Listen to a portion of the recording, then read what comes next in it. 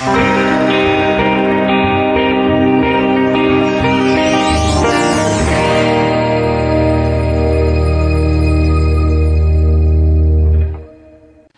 muy buenas, ¿está bien así? Muy buenas tardes, así. Yo soy el esposo de mi esposa, casado 30 años, ya para 30 años. No, yo tengo un español de Colombia, porque mis padres eran misioneros en Colombia. Yo llegué a Colombia a los 5 o 6 años de edad, hice la primaria y el bachillerato en Colombia y me retiré de Colombia, fue para hacer la universidad, la carrera en Londres. Y sí, yo me entregué a Cristo también cuando tenía unos 12, 13 añitos. Y entonces es una bendición uno convertirse temprano. Se evita uno muchos problemas. ¿Sí o no? Y me puse a estudiar matemáticas en Londres, hice una carrera en matemáticas. Y por allá llegó una muchacha holandesa de visita. Hacer que es que un estudio práctico de 3 meses en Londres y llegó a la asamblea, muy querida la hermanita, muy espiritual. Y en 3 mesecitos la alcancé a enganchar y 2 años más tarde nos casamos. Ella vino a vivir a Londres, nacieron los 2 primeros hijos en Londres y luego fuimos a Colombia a servir al Señor como misioneros también. Y Dios nos bendijo con otros 2 hijos en Colombia, tenemos 4 hijos. En estos momentos la menor tiene 19, el muchacho tiene 22 y las 2 hijas 24 y 27. Las mayores 2 casadas y tenemos 2 nietas. Entonces soy un abuelo joven. Sí.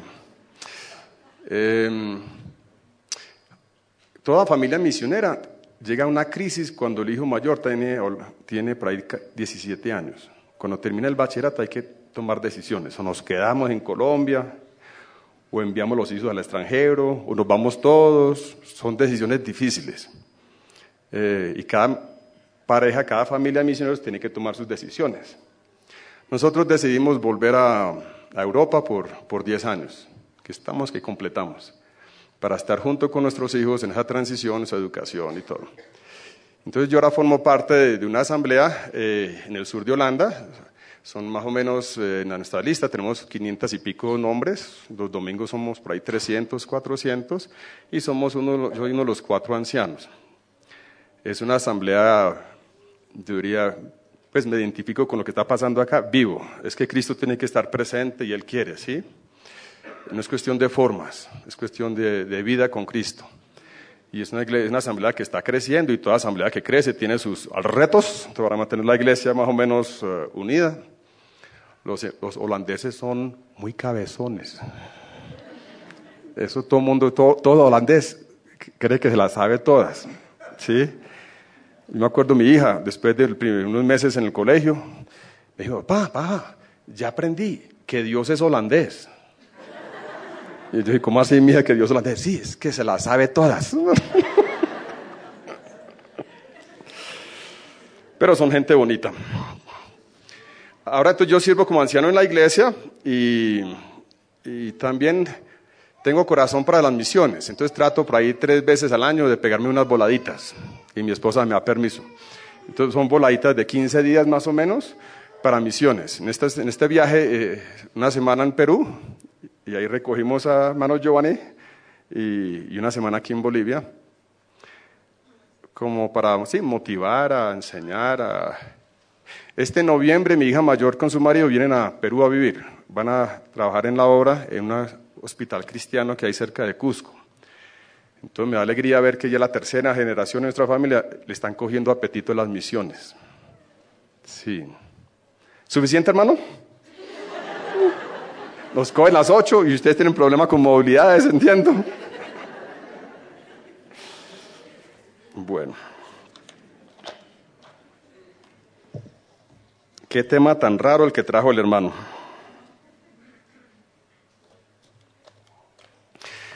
Esta iglesia, iglesia cristiana evangélica, no cayó del cielo.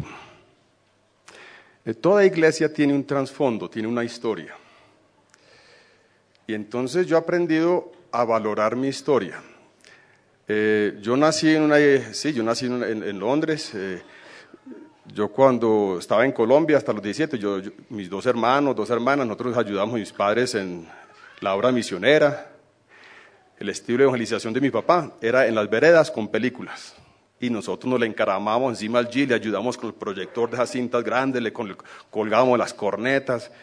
Y mi papá era un duro, él mostraba la película y cuando llegaba un momento de suspenso, ¡pim!, la apagaba y predicaba el evangelio 15 minutos. Quizá hoy en día ya no se puede, le gritan a uno, pero en ese entonces todo el mundo estaba quieto, escuchaba el evangelio y luego seguía con la película y luego...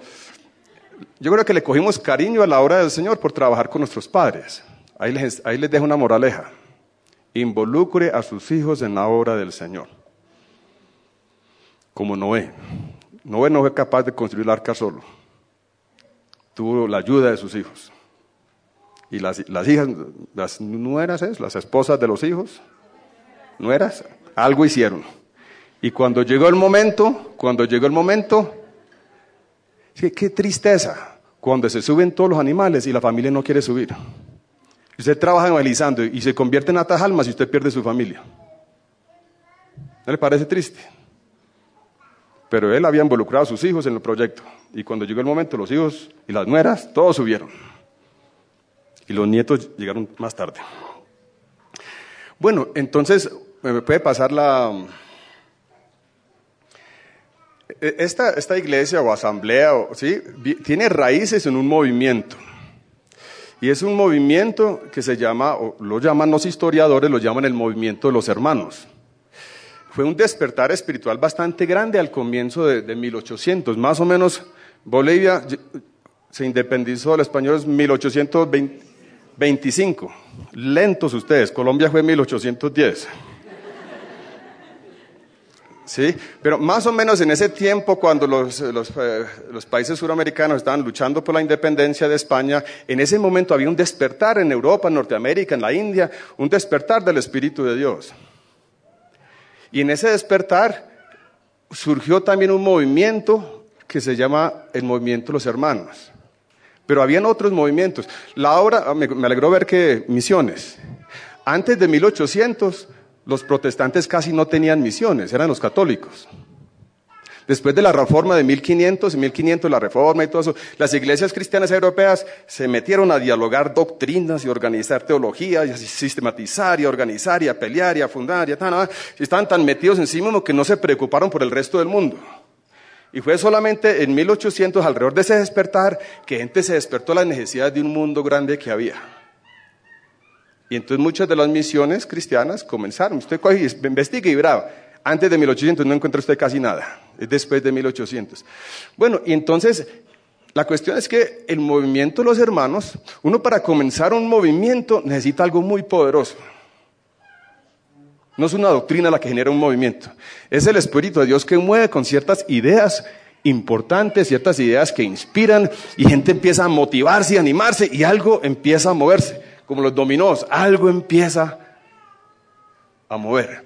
Y en este momento, yo creo que el movimiento de los hermanos ha tenido una influencia fantástica en el mundo. Hay iglesias asociadas directamente o con raíces en el movimiento de los hermanos en más de 120 países. Próxima. Quiero compartir con ustedes 5 características bíblicas que me inspiran dentro del movimiento de los hermanos. Y quiero hacer bien claro antes de comenzar, que al compartir con ustedes estas ideas, no quiero criticar a otras iglesias o grupos o congregaciones o tal. Ese no es mi objetivo. Es muy mala costumbre uno ponerse a criticar a los demás. ¿Sí? Enfoquémonos en nosotros mismos a crecer personalmente en santidad, como iglesia a crecer, y hombre, no nos pongamos a criticar a los demás. Para eso no voy. Más, algunas de estas características que les voy a compartir, que a mí me inspiran, las veo también en otros grupos cristianos que no tienen nada que ver con el movimiento de los hermanos. Y cada vez que yo veo esas características, a mí me calienta el corazón. Dije, le cogieron el tiro, le cogieron el cañazo por donde es. ¿Sí? Entonces no es como para sentirnos nosotros, los superiores, nada de eso. Lo que quiero compartir, hermanos, es que ustedes cargan una herencia. Y las herencias se pueden botar, se pueden perder o se pueden trabajar. No sé si usted conoce a alguien que ha trabajado, un hermanito, ha trabajado toda una vida y alcanzó a comprar una casita y unos ahorritos y una casita, un carrito, y ya está viejito y le entrega la herencia al hijo. Y el hijo es un dormilón, un sinvergüenza, y a los 3 años se gastó todo eso. Eso pasa. Personas que no aprecian la herencia. Y aún nosotros recibimos ciertas herencias espirituales dentro del movimiento, nosotros podemos apreciarlas y valorarlas, y trabajarlas, y pasarlas a nuestros hijos y nuestros nietos. Pasamos la herencia, o la dejamos ahí perder, y como si nunca hubiera habido un movimiento. Bueno, ahora sí, vamos para la primera. Primera característica, nos esforzamos en darle al Señor Jesús la preeminencia en nuestra vida personal y colectiva. ¿Amén? Eso fue importante. Cristo central, no la iglesia, no los proyectos, no la nueva capilla, no, es Cristo, ni misiones, es Cristo lo que es central, ¿sí? Cristo central, como decía Pedro en 1 Pedro 1:8, a quien amáis sin haberle visto, en quien creyendo ahora, aunque ahora no lo veáis, os alegráis con gozo inefable y glorioso. ¿Qué quiere decir la palabra inefable? Que no se puede expresar con palabras. El gozo que hablamos, a veces uno ¿cómo expresa ese gozo? Pues algunos brincan, otros cierran los ojos, otros se sientan, cada cual tiene su manera de expresar su gozo, somos diferentes. Pero Cristo es el que llena nuestros corazones con ese gozo. Pablo decía en Filipenses 3, todos los diplomas que tenía de Israel, lo considero basura. El griego es popó. ¿Sí? Lo considero como popó para ganar a Cristo. Filipenses 1:21, para mí el vivir no es la iglesia, no son misiones, no es proyectos, no es capillas, no son música, no es instrumentos. Para mí el vivir es, hermanos, eso es parte de nuestra herencia. Cristo central en nuestras vidas. Es Cristo el que calienta el corazón. Hace unos 3, 4 meses pasé mis 15 días de misión. La pasé, fue cerca de China, Myanmar, Birmania en español. Allá hay como 220 asambleas. Entonces fui a visitar. Eso es como raro porque son todos bajitos y con ojitos así. ¿Sí? Y tú no, y eso, cuando están cantando, pues hasta tienen, ¿sí? También en la iglesia tienen de esto. Pero escriben en puras bolitas. Entonces, cuando hablan, uno no les entiende nada. Muchas gracias. Cuando escriben menos, con todas las bolitas, ¿quién entiende eso? Nadie. Pero cuando venía la palabra Jesús, usted notaba la chispa en sus ojos. Y yo, estos chinitos también son mis hermanos. ¿Sí? Se emocionan con el mismo Jesús, lavados con la misma sangre preciosa. ¿Sí? Y que se ponen todos contentos a su manera china, se ponen contentos con Jesucristo. Pero darle a Cristo el lugar central, no solamente en nuestra vida personal, sino también en nuestra vida colectiva.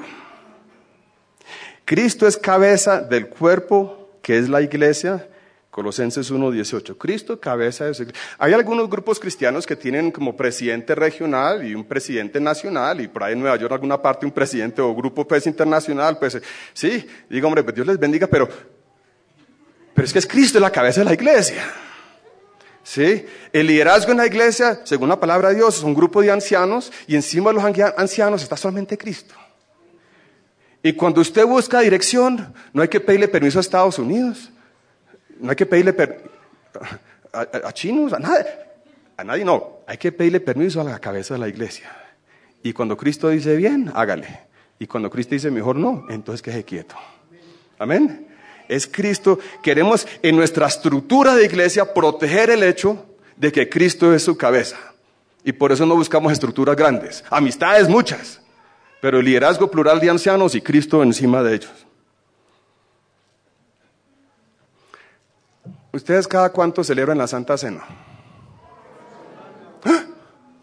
¿Y por qué?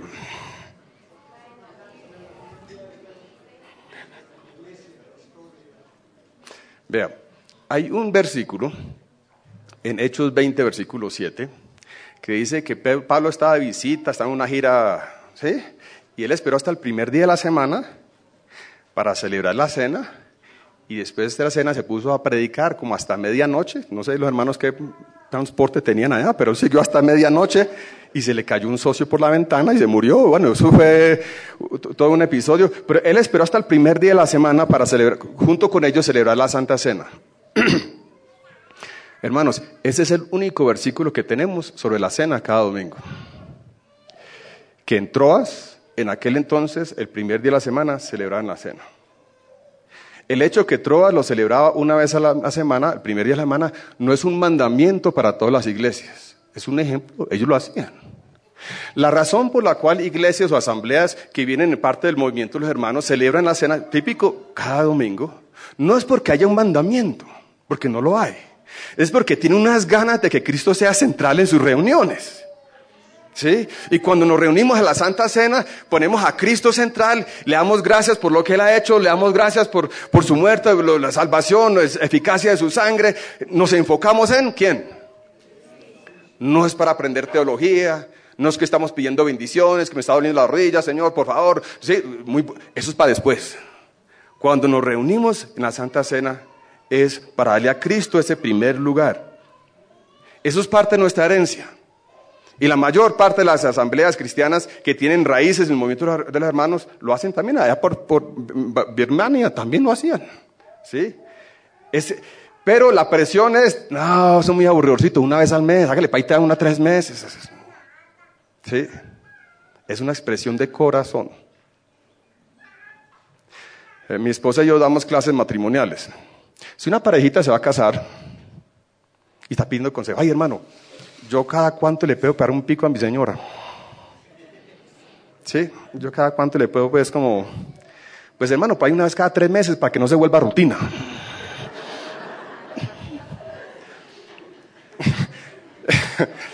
Hermanos, cuando son cosas del corazón, dele un pico cada vez que le dé la gana, mano. Eso es más o menos, nosotros celebramos la Santa Cena no porque es que tengamos que hacerlo, no hay una ley. Nos gusta darle a Cristo ese primer lugar en nuestra vida personal y también en nuestra vida colectiva. Preguntica antes de seguir, hermano, ¿participa usted regularmente de la Santa Cena? Eso no es para los duros, para los super espirituales. La Santa Cena es para todo cristiano que anda con sinceridad, corazón limpio delante del Señor. Dios quiera que todos. Y si usted no está celebrando la Santa Cena todavía, pellizquese. Sí, vamos a la segunda. Segunda característica que a mí me inspira es que reconocemos y buscamos someternos a la autoridad única, la palabra de Dios, la Biblia. Congregaciones con raíces en el movimiento de los hermanos le damos atención especial al estudio de la Biblia. Conferencias, campamentos, cursos. Cuando hay campamentos jóvenes le metemos Biblia a eso. Sí, fútbol y recochita, pero ahí le metemos, ¿cierto? Biblia. A los niñitos desde pequeñitos con el tetero le estamos metiendo Biblia, ¿cierto? Muy importante. Almanaques bíblicos, escuelas bíblicas. La escuela bíblica por Emaús. ¿Sí? Eso es una escuela que viene en el movimiento de los hermanos. Es la escuela bíblica por correspondencia más grande que hay en este planeta Tierra. Y si usted nunca ha hecho un curso de Emaús, por lo menos, por respeto a su herencia, hágase por lo menos 10, antes de que se muera de viejo. ¿Sí? Sencillamente, hombre, pues eso vino en nuestra herencia, hagámosle pues algunas. Y yo empecé mis estudios teológicos a los 12, después de convertido. Mi papá movía cursos de Emaús en Colombia. Y nos puso, y ahí aprendimos. No es que sea la única forma de aprender, pero es una buena, hágale. Lámpara es a mis pies tu palabra y lumbrera a mi camino. Salmo 119. Necesitamos esa luz. Judas 1:3 dice que contendáis ardientemente por la fe que ha sido una vez revelada a los santos. La fe ha sido revelada una vez, la tenemos. Contendamos por ella. ¿Y usted cómo va a contender por ella si no la conoce? ¿Cómo la va a defender? Con tantos vientos de doctrinas raras que están flotando. ¿Usted cómo va si no la está leyendo, si no la está estudiando? Colosenses 3:16, que la palabra de Cristo more en abundancia en vosotros, enseñándoos y exhortándoos con toda sabiduría. Me alegra ver que ustedes tienen parte de esa herencia también. El hermano me dijo cuando va a predicar, no, aquí estamos acostumbrados a prédicas de 2 horas, que no se preocupe. Sí, que hay apetito, ¿cierto? Eso fue muy... No, mentira, dije que no se pase de una hora, esa fue la recomendación. No, pero hay congregaciones donde se canta y la prédica tiene que ser máximo 20 minutos porque los hermanos se incomodan. En nuestra asamblea también acostumbramos a la congregación a 1 hora de mensaje los domingos. A veces 65, de 70 no nos pasamos, entre 70 y 50. Y más de uno se asusta, ¿cómo así que la cena, el tintico? Usted los tiene sentados 1 hora. Hermano, amamos la palabra. Buscamos compartir con calidad, sí, enseñanzas buenas, pero amamos la palabra. Cuando hay un desacuerdo entre dos hermanos, entonces ponen a charlar, y uno comparte la Biblia, el que tenga el mejor argumento bíblico gana, porque nos sometemos a la autoridad bíblica, por lo menos es la teoría, ¿cierto? Nos sometemos a la palabra de Dios. Y claro, no es que estamos como alegando Biblia, no, sencillamente es que si ve este hermano tiene una, no, usted tiene una, no había visto eso antes, me convence. Entonces no es el sentir de alguien, es que uno ve la palabra y eso es lo que lo mueve a uno. No son tradiciones, no son gustos, no es malo tener tradiciones, gustos o costumbres, sencillamente ellas no dominan, ellas son secundarias a lo que explique la palabra de Dios. La sana doctrina, ¿usted conoce la expresión sana doctrina? ¿Sí? En Colombia dicen, esa iglesia allí es de sana doctrina, y lo que significa son trinitarios, porque hay muchas iglesias unitarias en Colombia. Pero la verdad es que la sana doctrina es un poquito más que la Trinidad. Esa expresión sana doctrina ocurre únicamente en las cartas pastorales, solamente en Tito, Timoteo. Y Pablo le estimula a Timoteo, que por ahí lo tengo, le dice a Tito, por ejemplo, pero tú habla lo que está de acuerdo con la sana doctrina. ¿Qué es sana doctrina? Vea, si usted tiene una sana doctrina de relación de pareja, usted tiene una sana relación de pareja. Si usted cría a sus hijos según los principios bíblicos, usted va a tener una sana familia. Una vez visita iglesias donde hay personas, todo el mundo está como estresado, como con miedo, que si de pronto dicen algo equivocado, los van a regañar. Ese ambiente de miedo no es sano. No tienen sana doctrina. Sana doctrina lleva una sana manera de vivir. ¿Sí? Claro que la sana doctrina es verdad, pero el énfasis, Pablo podría haber dicho, predique la verdad, doctrina de la verdad, y también es verdad, eso es cierto. Sino que el énfasis era en sanidad, que algo que fuera sano. Y la palabra de Dios bien vivida genera hogares sanos, iglesias sanas, patrones sanos, empleados sanos, jóvenes sanos. Eso es bueno, eso es la sana doctrina. Yo cuando tenía unos 30 años, tenía 25 años entonces, estaba terminando la universidad, o ya había terminado. Yo era parte de una asamblea en Londres, del Movimiento de los Hermanos. Y a mí me frustraba un poquito la desorganización.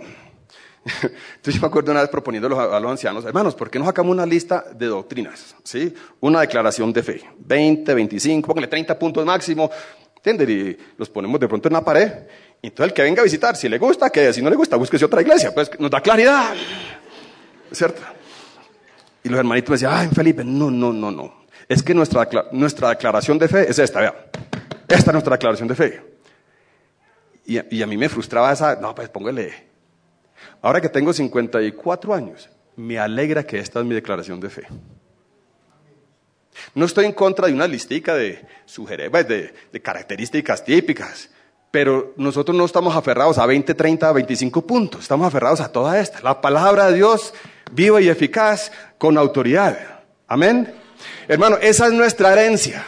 Eso lo hemos recibido, tanto Cristo central como un valor especial por la palabra de Dios. En ciertos países, gente que viene del movimiento de los hermanos tiene una reputación de ser cabezones bíblicos, pues en el sentido positivo, que ellos parecen enciclopedias con patas. ¿Sí? ¿Por qué? Porque es que pasan mucho rato estudiándola y hablándola y compartiéndola en familia y de todo. Hermano, cójale cariño a la palabra de Dios. Vamos para la tercera.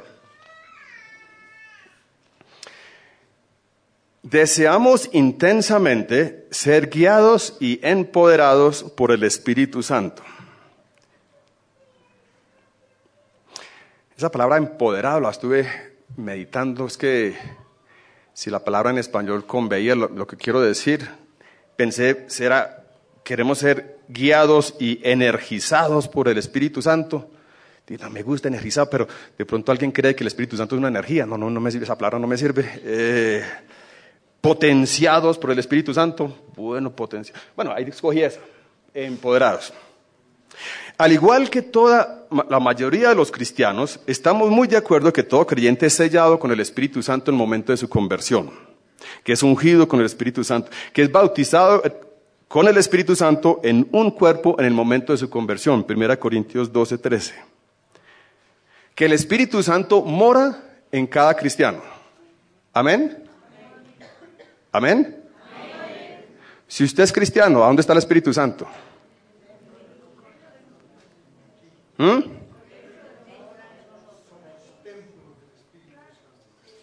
Y cuénteme, ¿qué está haciendo el Espíritu Santo ahí? Le cuento que el Espíritu Santo no está dormido ni roncando ahí adentro.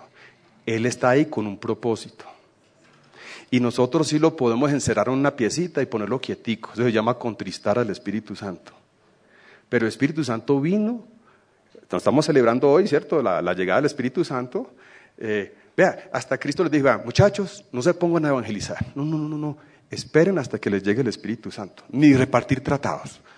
Cuando venga sobre vosotros el Espíritu Santo, entonces me serás testigos en, ¿cierto? Hechos 1:8.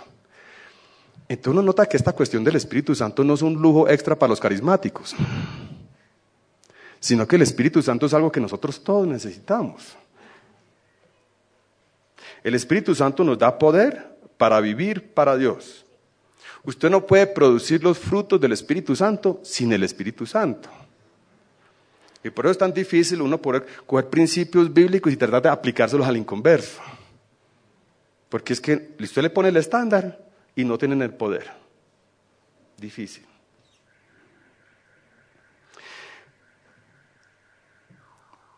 Hay algo interesante. Hace 200 años, las iglesias cristianas típicas en Europa en ese entonces tenían las reuniones todas organizaditas. Tienen un tablerito donde decían, empezamos con el 210, luego el 101, luego el 54, luego como Mateo 18, luego todo, y luego predica esto, luego, todo está organizadito. Iglesias presbiterianas, anglicanas, todo así organizadito. Entonces los hermanos de aquel entonces pensaron, bueno, si nosotros tenemos el Espíritu Santo por dentro, cada creyente, y el Espíritu Santo quiere exaltar a Cristo, ¿será que el Espíritu Santo puede guiar en esas reuniones para exaltar a Cristo? Eso fue una idea revolucionaria para ese entonces. Entonces empezaron, especialmente en la Santa Cena, se reunían con el pan y la copa, y había un silencio y buscaban la dirección del Espíritu Santo. Luego uno pedía un himno, luego otro pedía otro himno, luego una lectura con un comentario, luego otro oraba, luego así, y luego un hermano sentía el momento de partir el pan, partir pan, luego otro. Era una dinámica buscando la dirección del Espíritu Santo en sus reuniones. Algo hermoso. Es parte de nuestra herencia. Y yo sé que nosotros también, un domingo por la mañana tenemos 300 personas. ¿Cómo le damos libertad a los hermanos? Porque hay unos hermanos que hablan mucho, ¿cierto? Hay unas... sí, entonces, ¿cómo hacemos para dar libertad y dar orden? Ese es el balance. ¿Sí? Pero queremos que el Espíritu Santo tenga esa libertad. Entonces tenemos parte organizado y parte damos la libertad y pasamos con un micrófono. Un anciano está con el micrófono y si habla demasiado le quita uno el micrófono. ¿Para qué? ¿Cierto? Para que... sí. A veces hay momentos un poquito estresantes, pero se van aprendiendo. Pero es buscando cómo podemos tener esa libertad del Espíritu Santo cuando nos reunimos. 1 Corintios 14:28. ¿Qué hay pues, hermanos? Cuando reunís, cada uno de nosotros tiene un salmo, una doctrina, una lengua, tiene una revelación, tiene una interpretación. Hágase todo eso sí, para edificación. Versículo 30. Si a alguno le fuere revelado, y si algo le fuere revelado a otro que estuviere sentado, que calle el primero. Uno nota cierta dinámica que está ocurriendo. Pero lo que a mí me inspira en este movimiento de los hermanos, esta característica, es que por un lado, cristianos del movimiento de los hermanos son muy objetivos, un énfasis fuerte en la palabra de Dios. y al mismo tiempo muy subjetivos, buscando la guía del Espíritu Santo.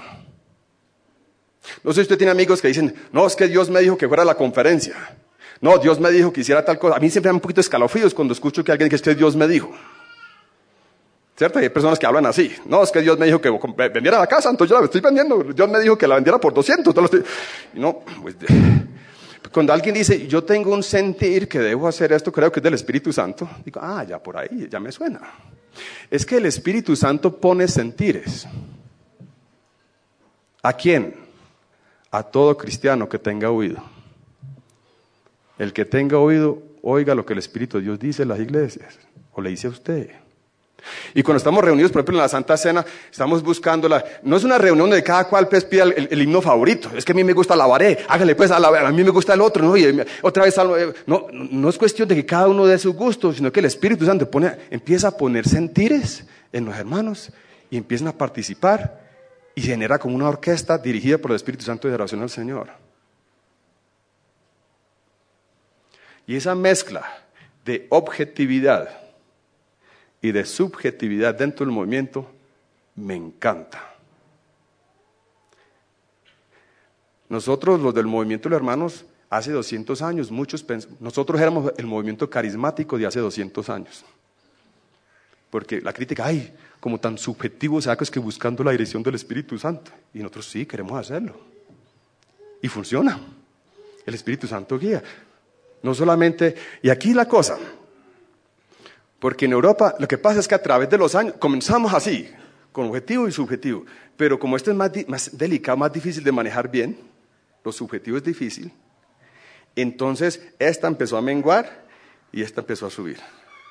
Entonces más de una iglesia del movimiento de los hermanos tiene mucha énfasis en estudio, predicaciones de la palabra y mucho menos énfasis en la obra subjetiva del Espíritu Santo en su vida personal y en la vida colectiva. Y parte de lo que le quiero comentar a ustedes es motivarnos. A mí, yo estoy también, yo soy muy analítico, yo soy matemático. A mí me encanta estudiar la Biblia y buscarle la... Pero también yo sé que el Espíritu Santo lo tengo por dentro. ¿Y qué quiere hablar? ¿Qué quiere decir? Jesucristo dijo, mis ovejas leen mi libro y la estudian. Claro que la leen, pero es que las ovejas oyen mi voz y me siguen. Y el Espíritu Santo quiere a usted y a mí como dirigirnos, no solamente cuando estemos reunidos en iglesia. Vea, yo cuando estoy enseñando en una iglesia europea, de los hermanos, son un poquito más tiesitos, y entonces yo les digo, hermanos, nosotros cuando nos reunimos a las 10 de la mañana para celebrar la Santa Cena, nos sentamos y sube la antenita. Estamos buscando la dirección del Espíritu Santo. Bien, para leer o para... Y apenas llegan las 11:30, terminó el culto y baja la antenita. No, ya le dimos lugar al Espíritu Santo, ahora ya vamos a vivir una vida normal. Allá también se me ríen, ¿sí? Y le digo, hermanito, hermanita, no baje la antena.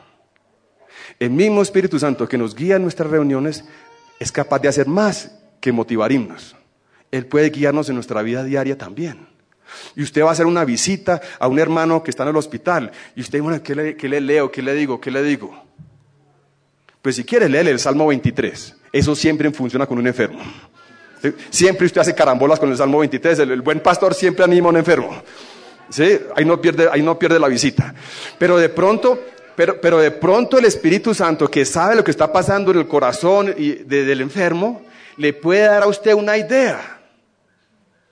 Entonces, antes de hacer la visita, tómese un tiempito con la palabra, ore, Señor, yo quiero visitar a la hermanita tal, o el señor tal que está en el hospital. Deme una pista, deme una impresión, deme una idea. Y espere. Nosotros a veces corremos mucho. Espere que el Señor le dé una idea. Y si nada le llega, coja el Salmo 23, o otro buen salmo que anima. Siempre, la palabra de Dios siempre es buena. O sea, no se estrese, diga. No se estrese, sino que con delicadeza el Espíritu Santo le puede dar ideas. Cójala y trabaje. Y si usted coge una idea que es del Espíritu Santo y usted la usa, usted hace carambolas. Es que ahí es donde somos empoderados por el Espíritu Santo. Es que, hermano, cada don o talento que usted tiene, Usted lo puede usar a nivel natural o lo puede usar a nivel espiritual. Podemos tocar los instrumentos. No, porque yo sé, yo colaboro para el servicio del Señor, yo le hago. Yo noto que en el Antiguo Testamento a veces la música en sí, el Espíritu de Dios oraba por medio de la música, sin palabras. Usted puede ser maestra de escuela dominical. No, yo también, yo llevo 5 o 6 años enseñando a los niños. No, yo doy la clase de Moisés y de Daniel y una moraleja, que a los niños se vuelvan buenos niños. Hermano, eso está bien. Es mucho mejor contar historias bíblicas de Superman o de películas de la Mujer Maravilla, es mucho mejor clases bíblicas. Pero si usted dice, Señor, yo quiero que tu Espíritu obre a través de mí con los niños, dame pistas, dame ideas. Entonces usted cuenta el cuento al niño, pero está, Señor, utilízame, lléname tu Santo Espíritu. El único que puede tocar los corazones de los niños es Espíritu Santo. Y entonces se vuelve mucho más interesante. Bueno. El reto de hoy, veo yo, hermanos, es seguir pegados a la palabra, profundizar y al mismo tiempo abrirnos al movimiento del Espíritu Santo. En mi vida personal, en mi ministerio y también de una forma. Cada iglesia tiene que buscar su forma que le funcione, porque el desorden tampoco es sano. Pero a veces para dar esa libertad hay que tomar riesgos. Gálatas 5:16, andad en el Espíritu. Gálatas 5:18, pero si sois guiados por el Espíritu. Gálatas 5:25, si vivimos por el Espíritu, andemos también por el Espíritu. Efesios 5, no os embriaguéis con vino en lo cual hay disolución, antes bien, ore, Señor. Eso no es automático, sellados con el Espíritu Santo de la conversión, ser llenos. Si Dios si nos dice, sed lleno, es un mandamiento, nos estimula a hacerlo. Entonces, Señor, lléname tu Santo Espíritu cuando haga esta visita, cuando trabaje cuando haga una presentación, Señor, lléname. Vamos para la cuarta.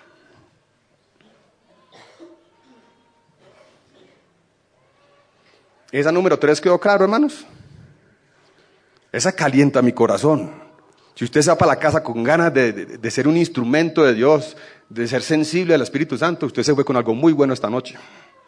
Y yo estoy rogando acá que esta horita que tenemos juntos, una horita, ¿no? Que Dios la utilice para cambiar vidas. ¿Ah? De pronto la suya. Tenga la antena y escuche lo que el Espíritu le quiere decir esta noche. Y de pronto cada uno es algo diferente. Cuarto, creemos firmemente y promovemos el sacerdocio de todo creyente. Vea, si usted lee en Éxodo 19:6, dice Dios, y vosotros me seréis un reino de sacerdotes y gente santa. El plan de Dios atrás, en Éxodo, con los israelitas, es que ellos fueran una nación de sacerdotes y gente santa. Y los israelitas se asustaron y dijeron, no Dios, no, Moisés, vaya usted, abre allá en el monte y nos cuenta cómo le fue. No se le midieron a ser un pueblo de sacerdotes. Al fin y al cabo fue un grupo de sacerdotes, la tribu de Leví, y los otros eran como las otras tribus, eran los otros, pero apenas había un. Pero esa idea de Dios es que nosotros fuéramos un pueblo de sacerdotes, siguió vivo en el corazón de Dios. Y en el Nuevo Testamento vuelve a surgir esa idea. Luego, por ejemplo, en 1 Pedro 2:5, vosotros también como piedras vivas, sed edificados como casa espiritual, un sacerdocio santo para ofrecer sacrificios espirituales aceptables a Dios por medio de Jesucristo. Un sacerdocio santo para ofrecer sacrificios. Versículo 9, 1 Pedro 2:9. Mas vosotros sois linaje escogido, real sacerdocio. Hace 200 años era muy normal en todas las iglesias cristianas de tener los profesionales, el clero y el resto del laico. Y el laico canta, ofrenda y aplaude. ¿Sí? Y los profesionales les dicen cómo es. Y entonces, eso era en casi toda la iglesia era funcionaba así. ¿No? Hasta por predicar al aire libre necesitaba una licencia. Lo cogía la poli y lo mandaba para la cárcel si estaba predicando sin licencia. Hace 200 años. Y todos los hermanos empezaron a descubrir, no, es que nosotros somos un pueblo sacerdote, cada cual tiene dones, necesitamos buscar la forma de que, vea, en la Biblia esa diferencia entre, a los ojos de Dios, todo cristiano es un sacerdote. No hay diferencia entre un clero y un laico. Todo cristiano. Sí, claro, en una iglesia hay ancianos, hay diáconos y todo eso, eso es organización y autoridad y todo eso, pero todos somos sacerdotes. Amén. Y usted y yo todos podemos ofrecer sacrificios a Dios, ofrecer sacrificios espirituales aceptables a Dios. Y el sacrificio que usted ofrece aceptable a Dios es igual de importante que la de un anciano. Ser anciano o no anciano no tiene nada que ver con ofrecer sacrificios aceptables a Dios. Tiene que ver con el orden en la iglesia. Todo creyente es importante. Vea, ¿qué podemos ofrecer entonces?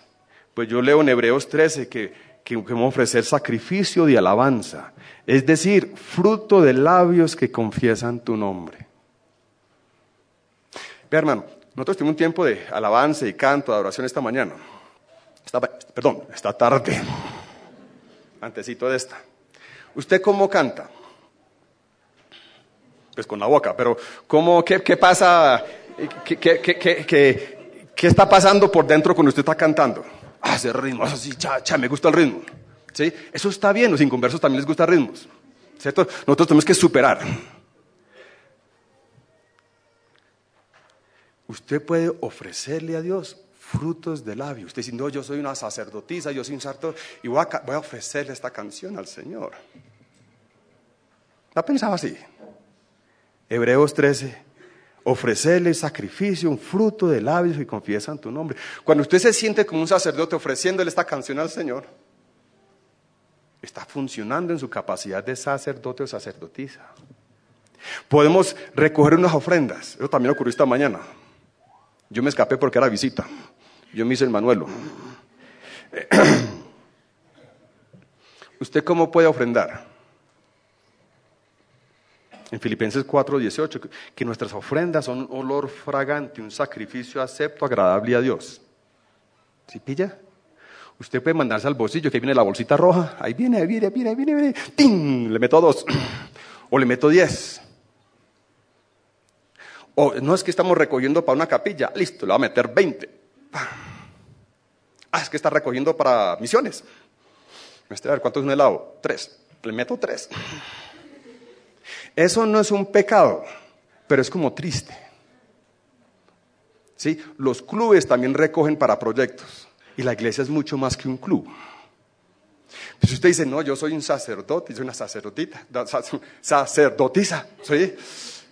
Y yo puedo ofrecerle, esta mañana, esta tarde, voy a ofrecerle 5 al Señor. No es para el hermano, no es para la iglesia. Lo que hagan con el proyecto, eso no es tan importante. Ay, miran qué hacen. Pero es que usted se lo está ofreciendo como sacerdote al Señor, como una ofrenda agradable a Él. Olor. Y usted cuando echa esos 5, 10, lo que fue, es un olor agradable. ¿A quién? A los hermanos que están colectando. ¡Ay! Pues no, por ahí no es la cosa, es a Dios. Y eso es algo que tiene que pasar en su corazón. Y cuando eso pasa, usted empieza a dar con alegría. Y cuando usted empieza a dar con alegría, se da cuenta que Dios ama al dador alegre. Todo empieza a funcionar bien. Usted puede ofrecer un servicio. Usted puede limpiar aquí los asientos, organizar los baños. Usted puede ayudar con la guitarra. Todo porque no, es que no, yo soy cristiano, yo soy miembro de esta iglesia. Yo colaboro. Eso está bien, pero muy básico, muy primitivo. ¿Sí? Si usted dice que quiero servir, dale esta ofrenda al Señor. Voy a servir esto, pero para el Señor. Entonces eso trae tanta alegría. Y si los hermanos se le olvidaron decir gracias, usted no se ofende. Yo se lo hice fue para el Señor. Hermanos, necesito para 10 minutos para terminar. ¿Vamos bien o cómo la...? Es que hay que aterrizar lento, ¿no? Bueno, 10 minuticos, a las 1:15 estoy terminando para que tiren las piedras después. Bueno. Romanos 12:1 dice que nosotros podemos ofrecer nuestros cuerpos como sacrificio vivo, santo, agradable. Usted, hermano, usted, hermana, puede ofrecer su cuerpo como sacerdote, lo puede ofrecer al Señor. Si usted está soltero, diga, Señor, yo te entrego mi cuerpo, la quiero vivir en santidad hasta el momento de mi matrimonio. No es que nadie me está mirando, vamos a tocar donde no debemos tocar. No. Guarde su cuerpo como un sacrificio, una ofrenda al Señor. Guárdese puro para el matrimonio. Y si usted está casado, guárdese puro también. Ofrezca su cuerpo. El viernes hablamos, creo que fue que comenté que la actividad sexual en el matrimonio es maravilloso. Dios sonríe cuando una pareja casada dentro del matrimonio está pasando bueno. Así lo diseñó Dios. Pero por fuera del matrimonio lo estresa. Guárdese puro, proteja su matrimonio, ¿sí? Ofrezca como un sacrificio. A los ojos de Dios no hay diferencia. A los ojos de Dios todo cristiano es un sacerdote. Y no hay diferencia entre sacerdotes y hermanas. Escúcheme bien. Cuando hablamos del movimiento de los hermanos, es una palabra que me frustra un poquito porque es que es el movimiento de los hermanos y las hermanas. En inglés hay una palabra genérica, brethren, que incluye hombres y mujeres. Pero en el español parece que el movimiento fuera de hombres y las mujeres pegaditas ahí pues haciendo los tintos, los cafecitos. Y no, es el movimiento de Dios en corazones de hermanos y hermanas. Y tanto la hermana, cuando ofrece un sacrificio de alabanza al Señor, es igual de importante que la de un hermano. Eso no quiere decir que no hay diferencias en la iglesia. Dios espera algo diferente del varón y de la mujer en la iglesia. Ancianos, por ejemplo, yo creo que los ancianos son varones. También en el hogar, Dios espera algo diferente del esposo que la esposa. Y tienen igual valor. Pero usted, querido hermano, Dios lo llama como responsable de su hogar. No se relaje, no se desconecte. No delegue todo lo espiritual a su esposa. No, yo gano la platica y veo y fútbol y voy a la iglesia. No, mijo, usted tiene una responsabilidad como varón en su hogar. Cuando un desorden en el hogar de Adán y Eva, Dios bajó y no llamó a la serpiente. No le dijo, serpiente, ¿por qué me embarraste el universo? ¿Cierto? Podría haber llamado a Eva, doña Eva, ¿eh? La traje de última, ya la embarró. No, él llamó a Adán y le dijo, Adán, yo le puse usted es cabeza de su hogar. ¿Qué pasó? Hermano, cuando hay un desorden en su hogar, recuerda, usted la van a llamar como cabeza de hogar. No se desconecte, manténgase pendiente de sus hijos, pendiente de su esposa, pendiente de... Pero cuando viene que ver con sacerdocio de ofrecer, la esposa como el esposo son iguales. Ofrecemos sacrificios a Dios. Vamos para la última. Y me quedan 7 minutos y 20 segundos. Participamos con sacrificio y entusiasmo en la edificación del cuerpo de Cristo en todo el mundo. Seguimos el ejemplo del buen pastor, que se volvió a buscar y salvar lo que se había perdido. Me alegró mucho ver ese pedacito de misiones, esa atención. Eso es parte de nuestra vida. El movimiento de los hermanos siempre tiene un énfasis en misiones. Por eso se regó tanto por la India, por Sudamérica, porque sí, queremos hay muchos misioneros. Yo aquí he aprendido que el primer viaje a Bolivia, y muchos misioneros extranjeros que ha visitado y ha trabajado aquí en Bolivia. Hasta me dijo una hermanita por ahí en ¿cómo se llama la ciudad? Por ahí en Montero. Me dijo, hermano, para que manden más misioneros jóvenes acá. Y le dije, ¿usted qué piensa, hermano? Que tenemos un almacén de misioneros que los estamos mandando. Sí, los misioneros llegan como para arrancar las cosas y luego usted sigue corriendo con las cosas. Sí, es como usted casarse y cada rato donde el suegro, que hubo suegrito, otro, una platica ahí, hermano, siga alimentando a la hija. No, usted se casó con ella, usted la alimenta, ¿cierto? Entonces también recibimos cosas por misioneros y seguimos corriendo.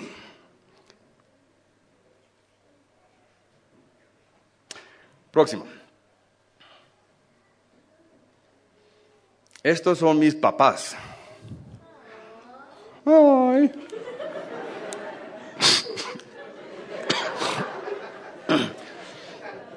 Ellos trabajaron en la obra misionera en Colombia por 40 años. Y entonces, en el 2015, hace 2 añitos, estaban celebrando 55 años de casados. Entonces, nosotros como familia, yo tengo 2 hermanos, 2 hermanas, somos 5 hijos, y estamos repartidos. Yo estoy en Holanda, en el país de mi esposa. Hay un hermano que está trabajando en la obra en Colombia, y tengo 2 hermanas y un hermano en Londres, en Inglaterra. Entonces, estamos repartidos y hoy tengo otro sobrino que está trabajando en India. Entonces, estamos repartidos en 4 países. Entonces, es difícil las reuniones familiares, ¿sí? Entonces, para celebrar los 55 años, mis papás alquilaron esa casa por una semana. Eso queda entre Inglaterra y Escocia, una casa campestre. Y nos dijeron a nosotros con 1 año y medio de anticipación, separen la semanita, nosotros pagamos la casita y ustedes pagan la alimentación. Organícense. ¿Sí? Próxima. Entonces ahí estamos con mi hermano, mis 2 hermanos, mis 2 hermanas y nuestras parejitas. Por ahí estoy yo y a mano derecha mía ahí está mi querida esposa, Joana. La otra, por favor.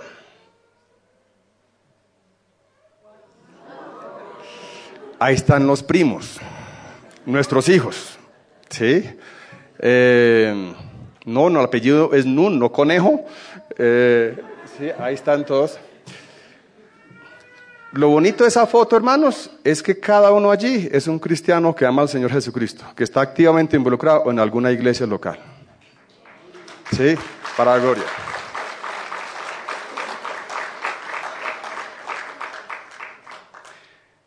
Y quiero darles 2 moralejas. La primera moraleja de esta foto es: inviertan en su familia. Mis papás no eran perfectos. Si usted quiere que le encuentre los problemas, las fallas de mis padres, invíteme otra vez, deme 1 horita y verá que yo les doy una buena... No, mentiras, eso es un chiste. Pero ellos no son personas humanas. Mi papá a veces se dedicó mucho a la obra, digo, frenaba porque quería dedicarse más a la familia, bueno, y cosas así.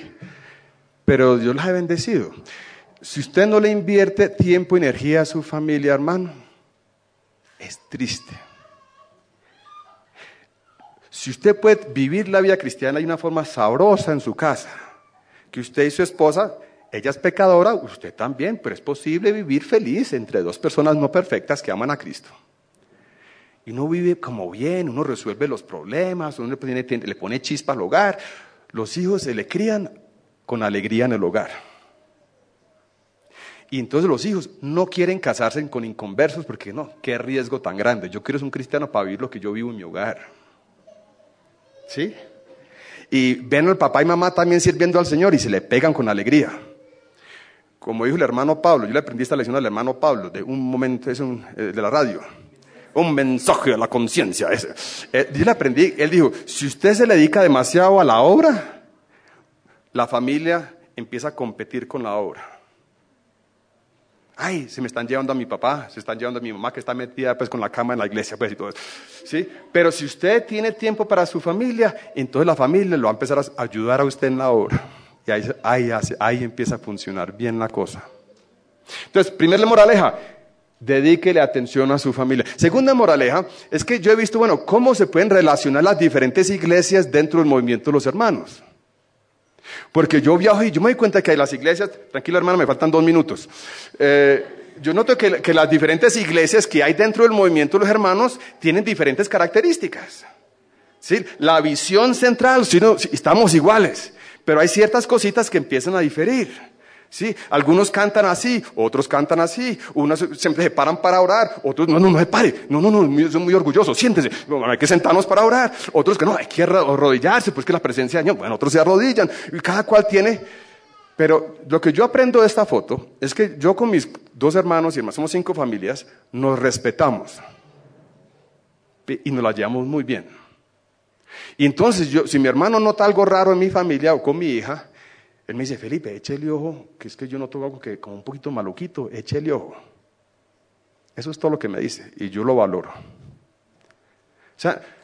Pero él no se me mete a mi familia, él sabe que es que yo soy cabeza de mi hogar y él es cabeza de la de él, y nos respetamos. Y así debe haber cierto respeto entre las diferentes iglesias. Pero es triste cuando una iglesia se aísla, como si mi hermano que vive en dije, no, ya no quiero más familia, yo tengo mis hijos, yo solo ya. Hombre, qué triste, perdemos de esto. Entonces yo noto que la hermandad entre iglesias, dentro del movimiento de los hermanos, y no es para ignorar a los demás, pero dentro, esa hermandad puede ser una dinámica muy positiva, si la manejamos de una forma saludable, sin imponer uno sobre el otro. Hermano, me quedan 30 segundos, vamos para la última. ¿Qué hemos dicho? Conclusión. Parte de nuestra herencia, su herencia, mi herencia, que hemos recibido a través de la historia. es darle a Cristo el primer lugar en mi corazón y en nuestra asamblea. Segundo, parte de nuestra herencia es darle seriedad a la palabra de Dios, que tenga autoridad. Todo cristiano dice que ama la Biblia. Pregúntele hasta un mormón y un testigo de Jehová dice que ama la Biblia. Pero mire a ver, ¿cuánto tiempo? ¿Cómo de serio la toma? Ay, sí. Si usted es uno de los maridos que no, yo amo a mi mujer y me tomo la plata el sábado y el viernes me lo tomo, pero yo la quiero, la pone a aguantar hambre, pero la ama. Eso es paja, no la ama. Usted muestra el amor por las obras. Lo mismo con la palabra. Tercero, el deseo de ser guiados y empoderados por el Espíritu Santo. El lado subjetivo también lo recibimos por herencia. De cómo puedo yo ser más sensible. Tengo el Espíritu Santo por dentro. Dígame pues algo, quiero escuchar la voz del Maestro. Quiero que el Espíritu Santo empodere lo que yo hago. Quiero trabajar en armonía con lo que el Espíritu de Dios está haciendo. Cuarto, el sacerdocio de todo creyente. Que cada hermano y hermana se sienta sacerdote y también que todos estemos activos haciendo algo en la iglesia, sirviendo, o fuera de la iglesia, sirviendo al Señor de alguna manera. Y por último, ese interés en el cuerpo de Cristo en todo el mundo. Adelante con las misiones, muy bueno. Amén. Padre, damos gracias por la herencia, pues bonita que hemos recibido. Ayúdanos, Padre, a apreciar nuestra herencia, a vivirla de una forma bonita y atractiva y a pasarla a la próxima generación. En el nombre de Cristo oramos. Amén.